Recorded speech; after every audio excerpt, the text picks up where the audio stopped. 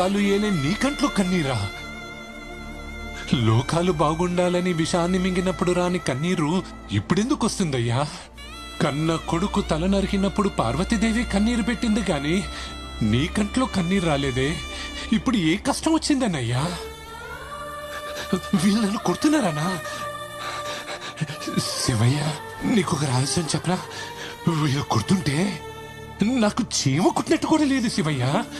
ఒట్టు, నువ్వు ఏడవద్దే, నువ్వు ఏడవద్దు, నా తండ్రి కదా.